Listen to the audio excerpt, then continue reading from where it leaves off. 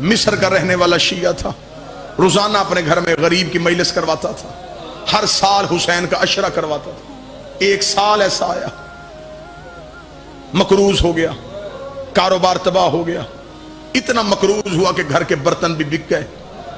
मकान की छत पे गया और मुहर्रम का चांद देखा। मुहर्रम के चांद को देख रो के कहता, काश मेरी जिंदगी में तलू ना होता, काश तेरे तलू होने से पहले मैं मर गया होता। हर साल तू तलू होता, मेरे घर में गरीब की मजलिस होती, तू भी तलू हो गया, मेरे घर में हुसैन की अज़ादारी का इंतजाम भी कोई नहीं। अभी ये चांद से शिकवा कर रहा था, या कांधे पे जौजा का हाथ आया। इसने मुड़ के देखा, पीछे बीवी खड़ी थी। देखे कहती, शर्म कर, मुश्किल वक्त आए तो कीमती चीजें बेचते हैं। इसने पीछे मुड़ के बीवी का चेहरा देखा। इसके ज़हन में ख्याल आया कि जरूर औरतों को जेवर प्यारे होते, इसने कोई ना कोई जेवर छुपा के रखा होगा। मुड़ के देखेंगे, तेरे पास कोई कीमती जेवर है? कहती है। कहता, पहले क्यों नहीं बताया? जल्दी दे, मैं बाजार में जाके बेचूं, हुसैन की अज़ादारी करवाऊं। और जो रोने के लिए आयो। और चलती चलती उस कमरे में आई जहां दो बेटे सो रहे थे। बेटों के सरहाने आके मां चुप करके खड़ी हो गई।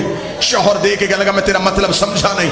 कदमों में गिर के कहती, मेरे घर में इनसे कीमती कुछ भी नहीं।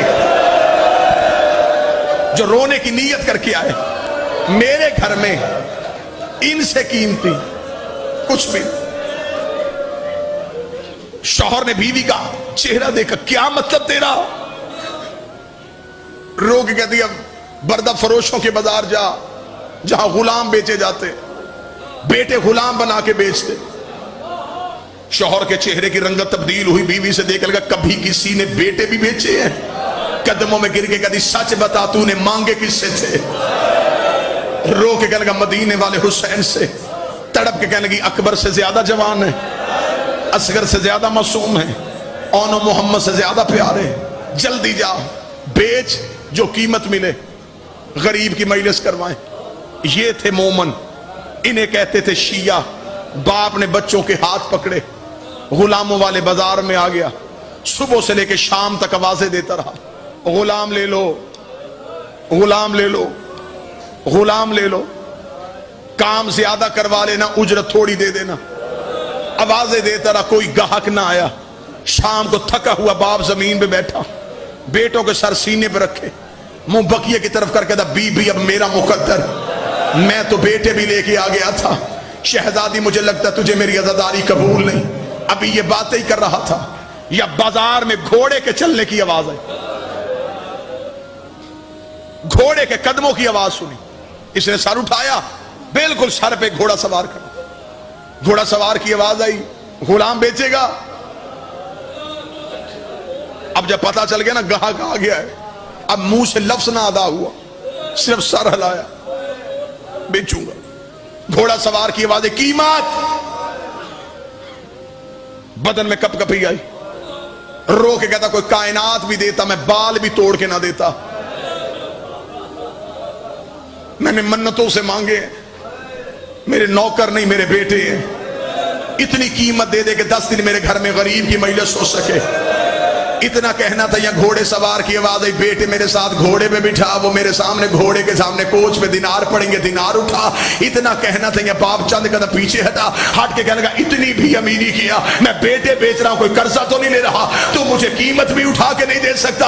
घोड़े सवार की आवाज आई, मेरी मजबूरी है, मेरे हाथ होते मैं तेरे बच्चे हाथों पे उठाता, मेरे बाजू होते मैं तेरे लाल सीने से लगाता, और मेरी मजबूरी है, और मेरे बाजू कोई।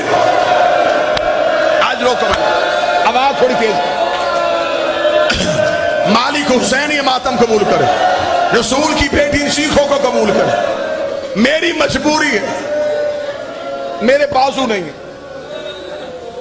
चेहरे पे घोड़े सवार के नकाब था। इसने बेटे उठाए, घोड़े पे बिठा। घोड़ा नजरों से ओझल हो गया। दिनार हाथ में पकड़े और घर की तरफ चल। दरवाजे पे बीवी खड़ी इंतजार कर रही थी।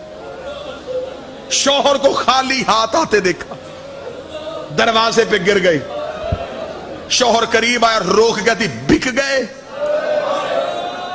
हाँ बिक गए।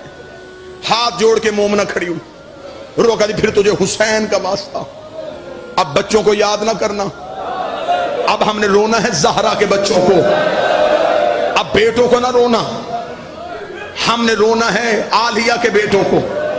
میرے گھر میں بیٹوں کا سوگ نہیں ہوگا، جا جا کے مصر کی جامع مسجد میں اعلان کر میرے گھر میں حسین کی مجلس ہے۔ لوگ آنا شروع ہو گئے، مجلس تمام ہوئی، عزاداری ہو گئی، نیاز ہو گئی، لوگ اپنے اپنے گھروں کو چلے گئے۔ رات آدھی سے زیادہ ڈھل گئی تھی، نہ باپ سو رہا تھا نہ ماں سو رہی تھی، باپ کی نگاہیں بھی چھت پہ، ماں کی نگاہیں بھی چھت پہ۔ ماں کبھی بچوں کے خالی بستر دیکھتی، کبھی بچوں کے لباس دیکھتی، ابھی ماں کی آنکھ میں آنسو تھا، یا روتی ہوئی شوہر کے قریب گئی، قدموں پہ ہاتھ رکھ دی، شرمندگی مجھے کوئی نہیں ہے، صرف اتنا پوچھنے کے لیے آئی ہو کس کے ہاتھ بھیج کے آیا تھا؟ رو کے کہنے لگا کوئی بڑا ہی شریف تھا، چہرے پہ اس کے نقاب تھا، بازو اس کے تھے کوئی نہیں، بچوں کو سینے سے لگا کے چلا گیا۔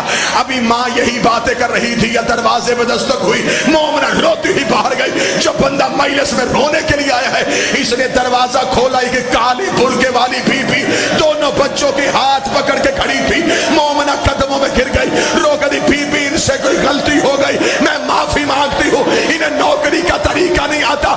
اس بی بی کی آواز آئی شرم کر،